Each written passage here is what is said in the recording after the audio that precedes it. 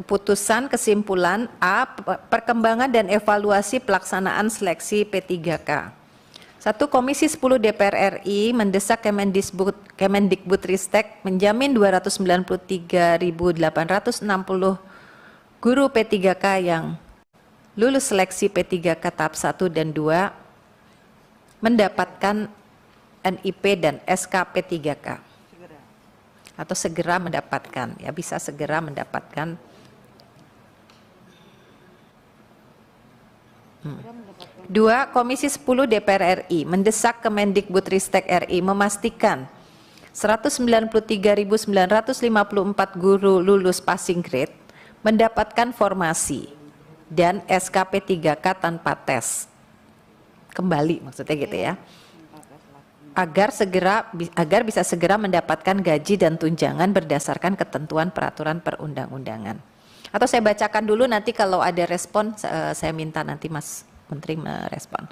Poin 3, Komisi 10 DPR RI mendesak Kemendikbudristek RI berkoordinasi dengan Kemenpan RB RI untuk memastikan guru sekolah swasta yang lulus seleksi P3K untuk tetap mengajar di sekolah asal dan dalam waktu dekat menyusun peraturan untuk guru sekolah swasta yang lulus P3K dapat mengajar di sekolah asal. 4. Komisi 10 DPR RI mendesak Kemendikbudristek RI berkoordinasi dengan KL terkait untuk membuat skema percepatan terpenuhinya 758.018 sisa formasi dari 131.239 formasi usulan Pemda tanpa mengganggu hasil kelulusan yang telah ada dan memastikan seleksi guru P3K tahun 2022 tidak terdapat kendala teknis dan pelaksanaannya memperhatikan hasil evaluasi dan perbaikan proses seleksi tahap-tahap sebelumnya.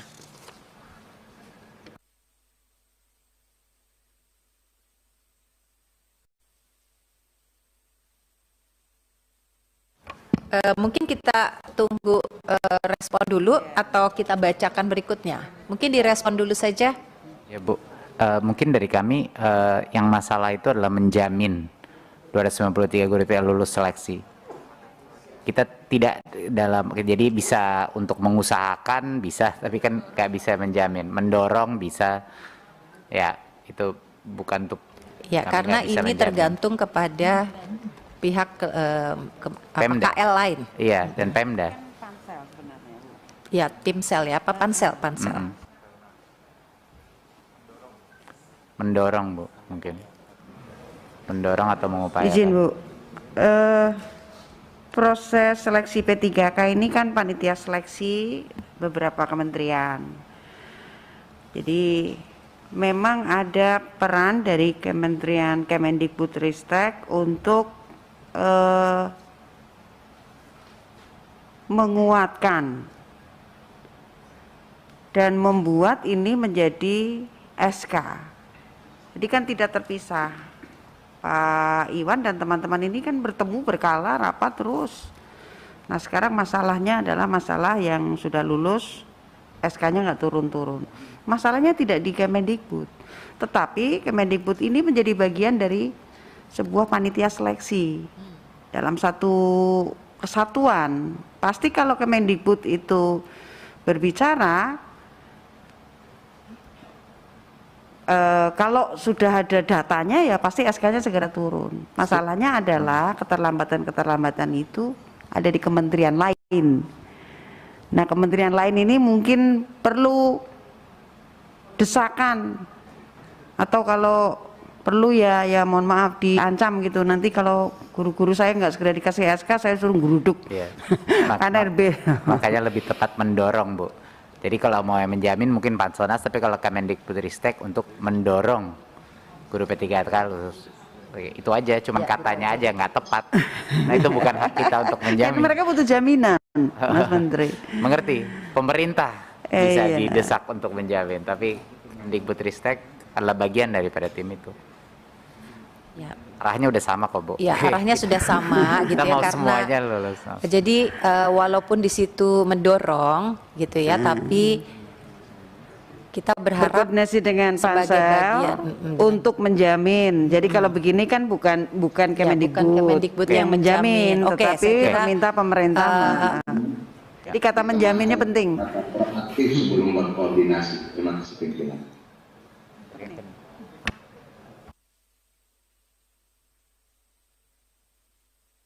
Ya sih saya kira otomatis lah ya, kita sebagai mitra yang memang atau menjadi kementerian yang menjadi, ya saya kira gitu ya. Komisi 10 DPR RI mendesak Kemendikbudristek RI berkoordinasi dengan Panselnas untuk menjamin gitu, dan seterusnya. Tuh. Setuju ya? Yang kedua sama Ya, yang Bu kedua Pimpinan, juga sama persis. sama persis untuk memastikan gitu ya.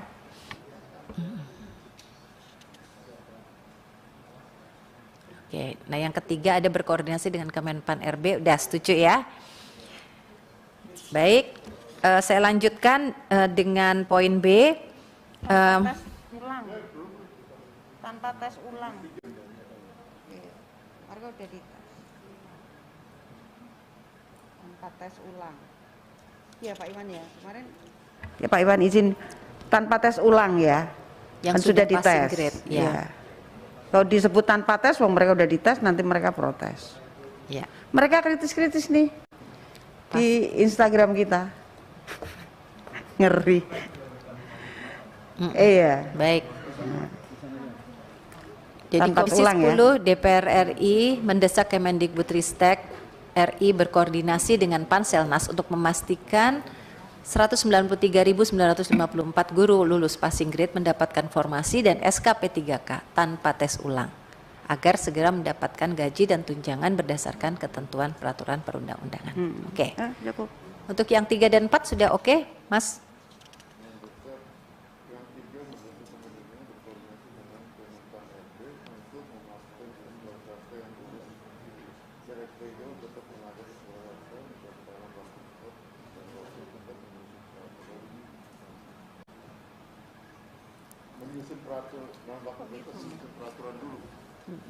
Menugaskan.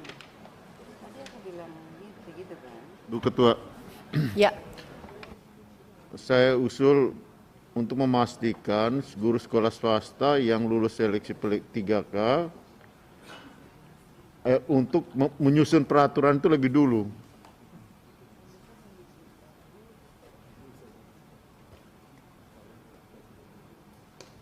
Berkoordinasi dengan Kemenpan Untuk menyusun aturan sehingga peraturannya, atau misalnya untuk memungkinkan gitu kan, untuk atau menyusun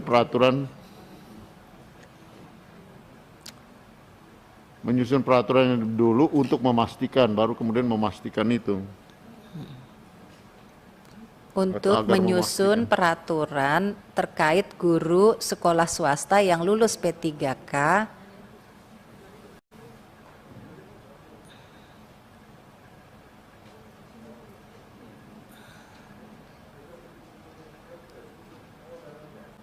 agar dapat ditugaskan di sekolah asal, gitu kan?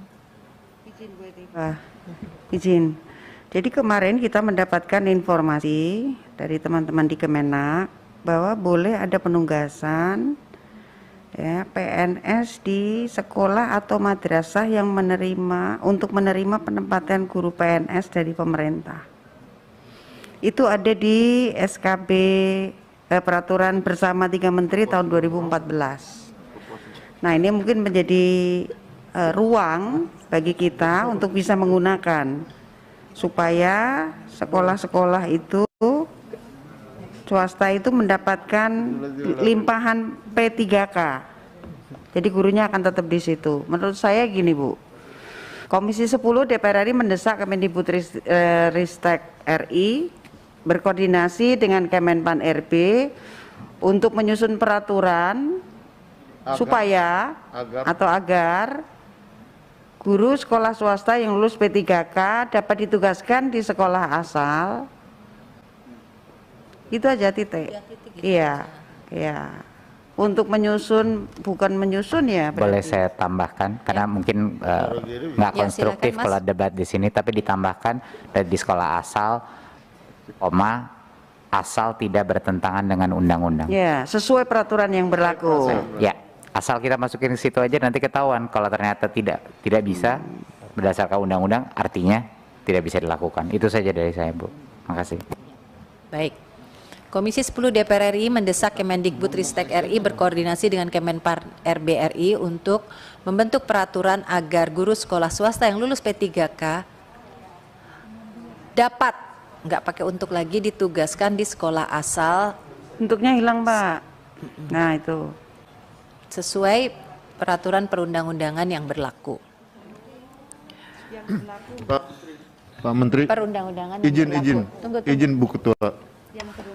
Saya kira diskusi kita yang kemarin, karena ini kan berkaitan dengan revisi Undang-Undang ASN, Pak Menteri. Kalau tidak salah, Ya. di dalam Undang-Undang ASN ini memang mereka harus diproses di sekolah negeri sesuai dengan formasi yang diusulkan gitu.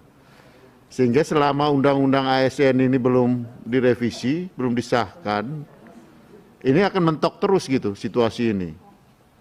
Nah, oleh karena itu, saya kira kalau berdasarkan peraturan undang-undang yang sekarang, artinya tidak mungkin untuk itu terjadi gitu. Oleh karena itu, kita harus cari jalan keluar, solusi sehingga sebelum undang-undang ASN ini direvisi, ada kemungkinan mereka untuk bisa diselamatkan di dalam proses ini. Karena kita nggak tahu juga undang-undang ASN ini kapan selesainya, Pak Menteri. Nah, saya kira di sini poinnya. Dan kemarin kan teman-teman dari Kemenpan RB ini kan menyampaikan bahwa ada dicarikan upaya itu. Kemudian ini case kemarin saya ketika di daerah berdiskusi dengan kepala daerah. Ada beberapa daerah yang mereka mengambil kebijakan diberikan kesempatan dulu mereka ke negeri, kemudian setelah itu ditarik kembali atas ini karena kewenangan dari guru, kewenangan dari bupati, kemudian ditugaskan kembali ke sekolah asalnya. Kurang lebih seperti itu gitu yang skema di daerah yang saya sempat bicara dengan bupati, karena mereka juga pusing dengan demo dari sekolah-sekolah swasta ini gitu ketika terjadi eksodus seperti ini gitu. Nah, itu situasinya, Bu Ketua. Nah, jadi apakah mohon izin Bu Pimpinan, saya. Oh ya, Mas Iwan. Jadi yang konteks dari PAN-RB kemarin itu adalah skema transisi, Pak Andreas. Jadi artinya sekolah-sekolah swasta yang saat ini gurunya terpaksa harus meninggalkan, jadi nggak bisa mencari guru. Jadi mungkin untuk dalam beberapa waktu, misalnya 1 tahun, ditugaskan dulu ke sekolah swasta, tapi tetap nanti ke sekolah di mana yang dia melamarnya. Kenapa demikian? Karena sebenarnya yang kekurangan guru juga kan di sekolah yang formasinya yang dibuka ini. Artinya jika yang bersangkutan tidak mengisi formasi itu, berarti sekolah-sekolah yang tadinya untuk formasi 50 atau 100 ribu guru swasta yang lulus ini akan tetap tidak ada gurunya. Sehingga tetap ada masalah untuk merekrut 100 ribu guru lagi gitu yang dibutuhkan di sekolah-sekolah negeri tersebut. Artinya skema transisi ini tidak kemudian menjadi permanen yang di konteks yang PAN-RB kemarin, tapi untuk memitigasi, membantu sekolah-sekolah swasta yang terkejut gitu karena gurunya tiba-tiba hilang gitu. Jadi skema transisi itu yang dimaksudkan konteks dari PAN-RB kan, karena kalau tidak berarti si guru sekolah-sekolah negeri yang membutuhkan guru itu ya tetap kita butuh lagi rekrutmen 100 ribu lagi, dan itu juga sangat besar tentunya. Jadi itu skema transisi yang dimaksudkan, sekedar memberikan konteks, Pak Andreas. Apakah mau dimasukkan dalam waktu dekat menyusun peraturan yang sifatnya transisi tadi? Jadi menyusun peraturan untuk guru sekolah swasta. Jadi Untuk memberi dapat masa mengajar transisi ini sebagai- dulu dan menyiapkan peraturan, begitu. Masa transisi dulu, penyelamatan. Wah, mikir kayak Iya.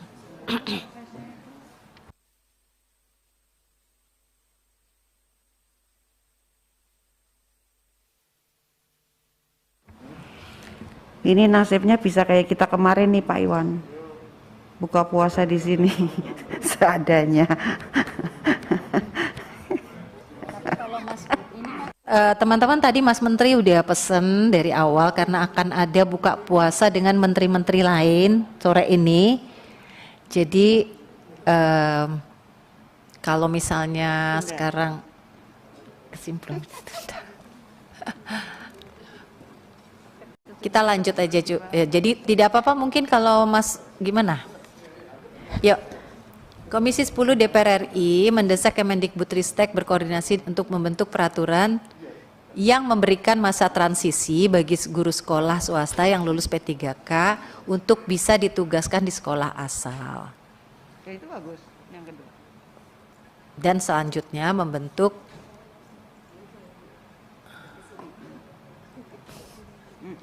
Titik tengah. Ya. Kalau gini gimana? Oke tuh. gitu. Gimana Mas? Iya. Ya, oke. Ya, setuju ya 3. 4.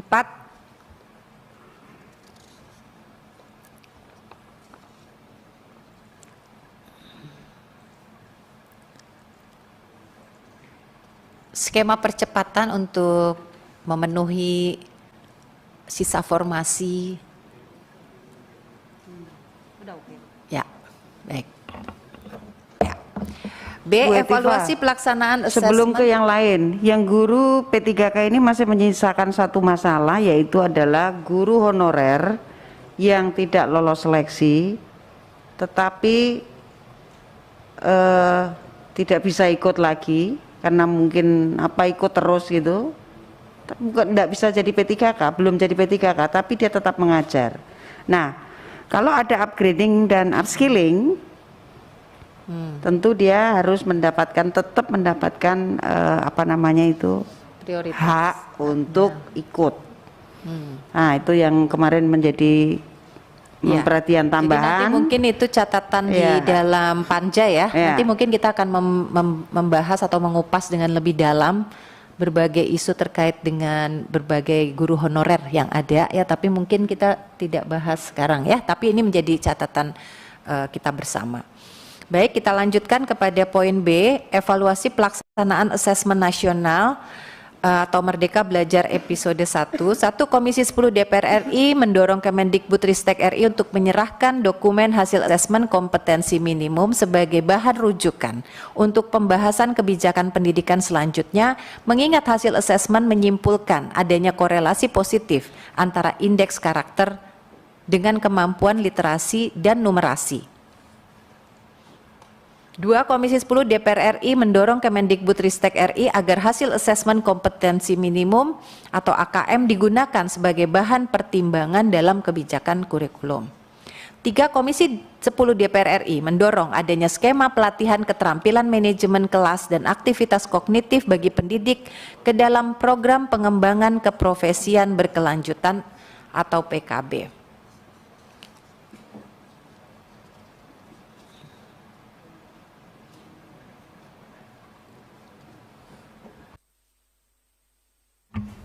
Izin Mas Bu Nino. Ketua, mohon klarifikasi yang dimaksud dengan dokumen hasil assessment itu apa ya sebenarnya? Karena kalau hasil assessment nasional itu bisa diakses secara publik di website rapor pendidikan. Jadi sudah ada di sana lengkap tiap daerah. Kalau Bapak Ibu bisa secara nasional bisa lihat poternya. Kemudian untuk tiap provinsi bahkan kota kabupaten itu sudah ada. Jadi seperti yang tadi totalnya dipaparkan oleh Mas Menteri itu sebenarnya detailnya juga sudah bisa diakses Betul. oleh publik ya. Betul. Justru jauh lebih Ya, mendetail, mungkin Bu. kita ingin sebenarnya menekankan bahwa hasil assessment ini harus digunakan gitu ya sebagai bahan Ya. untuk pembuatan kebijakan Betul. lebih lanjut untuk berbagai hal sih, sebetulnya bukan hanya kurikulum. Jadi Gimana? poin Jadi 2 kalau dan- memang sudah ada ya nggak perlu akses publik kan ya Mas? Ada versi publiknya dan ada versi yang bisa digunakan oleh kepala sekolah, ada versi kepala dinas dan Pemda.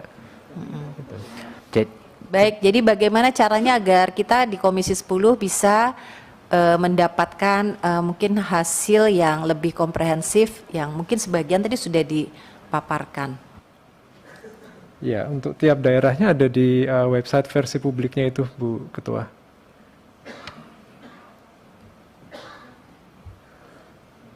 Izin Bu Ketua. Jadi setiap masyarakat termasuk anggota Komisi 10 bisa melihat data agregasi per kabupaten. Benar ya Mas Nino? Data agregasi per wilayah. Ya, simpulan tiap kota kabupaten, tiap provinsi itu bisa dilihat di website versi publiknya. Jadi apakah secara rata-rata siswa di daerah itu, kabupaten itu sudah memenuhi kompetensi literasi minimum misalnya. Iklim sekolahnya seperti apa, kualitas pembelajaran seperti apa. Jadi simpulan kategorinya sudah baik, sedang, kurang, itu sudah bisa dilihat per kota kabupaten. Ya kalau memang sudah bisa ya kita hilangkan saja ya. Tapi kita mungkin ingin menekankan yang poin 2 ya, agar hasil ini digunakan sebagai bahan pertimbangan di dalam penyusunan berbagai kebijakan, khususnya kebijakan kurikulum gitu. Mungkin begitu ya. Setuju. Oke. Poin 3 ini bagaimana? Kami setuju Bu, poin 2 dan 3. Tentunya Oke. itu bagian dari follow up kita kan. Oke, baik. Terima kasih ya. Setuju ya teman-teman. Oke. C. Penjelasan kebijakan Merdeka Belajar episode 14 sampai dengan episode 17. 1. Komisi 10 DPR RI mendukung Kemendikbudristek RI untuk melakukan revitalisasi bahasa daerah dengan langkah-langkah yang lebih fundamental dan memiliki dimensi jangka panjang. 2. Komisi 10 DPR RI mendukung Kemendikbudristek RI untuk memajukan budaya Indonesia melalui berbagai media, antara lain memperbanyak konten acara budaya di media televisi nasional dan swasta. Pak Nur ya, mana Pak Nur? 3. Komisi 10 DPR RI menekankan kembali agar setiap episode dalam kebijakan Merdeka Belajar memiliki kajian yang komprehensif, minimal memiliki naskah akademik, sehingga dalam setiap episodenya memiliki landasan yang kuat dan implementatif. 4. Komisi 10 DPR RI mendorong Kemendikbudristek RI untuk mengubah salah satu kriteria profil pelajar Pancasila, yaitu kebinekaan global menjadi Kebineka Tunggal Ikaan. Silahkan ada respon. Secara konsep nggak apa-apa Bu saat ini, Iya. karena ini desakan dari Komisi 10. Saya Iya, rasa walaupun dalam masih oke. prakteknya tadi dijelaskan sih oleh Mas Menteri, sebenarnya kalau isinya juga sudah mengarah kepada satu gitu ya, Betul, betul. UIK, cuma dalam penyebutannya ya nanti. Oke. D. Penyerahan laporan Panja Merdeka Belajar Kampus Merdeka. Tadi sudah ya, Komisi 10 menyerahkan laporan hasil Panitia Kerja Merdeka Belajar Kampus Merdeka kepada Mendikbudristek RI. Selanjutnya mendesak Kemendikbudristek RI segera menindaklanjuti rekomendasi Panja MBKM dan menyampaikan perkembangan tindak lanjutnya secara tertulis kepada Komisi 10 DPR RI pada masa sidang berikutnya. Saya kira Pimpinan, ini tidak mengganti, hanya mau menyampaikan saja. Ya. Poin C4 itu yaitu kebinekaan global menjadi, kalau bisa langsung Bhinneka Tunggal Ika aja pimpinan. Ya udah dihapus. Daripada Kebineka Tunggal Ika. Langsung aja Bhinneka Tunggal Ika. Terima kasih. Baik, kita mengerti maksudnya ya semuanya. Dan E. Komisi 10 DPR RI meminta Kemendikbudristek RI untuk menyampaikan jawaban tertulis terhadap pertanyaan dan catatan anggota paling lambat. Ini lebaran kita. Kapan? Jangan sampai nanti teman-teman mitra kita tidak lebaran ini. Tertulis ya, karena mungkin masih banyak tadi hal-hal yang penting untuk bisa direspon ya jika masih ada. Kapan? Tanggal 18 April. Oke, sebelum Lebaran. Baiklah, Mas Nadiem mungkin 1-2 patah kata lagi dan ya silakan kalau masih ada tanggapan. Jadi dengan demikian seluruh kesimpulan kita sepakati ya. Terima kasih dan selesailah seluruh acara raker kita pada hari ini. Dengan seizin teman-teman semuanya kami tutup raker ini disertai ucapan terima kasih kepada teman-teman Komisi 10 yang sudah hadir secara fisik maupun virtual dan juga kepada teman-teman jajaran Kementerian Dikbudristek yang telah begitu sabar mengikuti rapat pada hari ini. Kami ucapkan hamdalah, wassalamualaikum warahmatullahi wabarakatuh.